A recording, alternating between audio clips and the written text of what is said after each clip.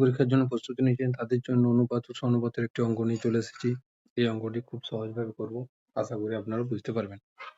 কোন এক প্রকারের মিশ্র সারে ইউরিয়া ও পটাশের অনুপাত 2:3।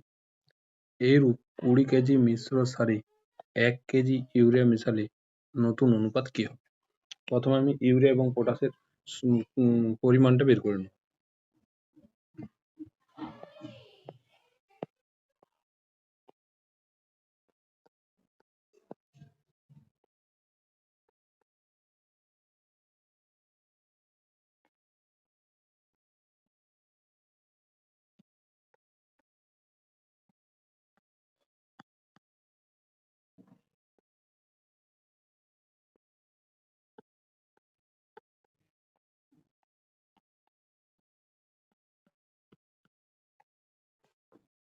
তো পটাশ হয়ে যাবে 12 কেজি।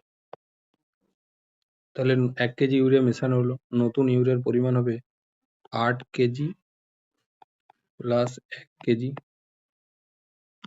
সমান 9 কেজি। এবারে নতুন অনুপাত হবে ইউরিয়া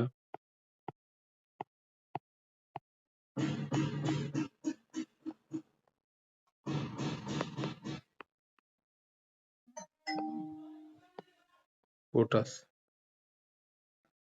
তাহলে 9:12, 3 × 9, 3 × 12।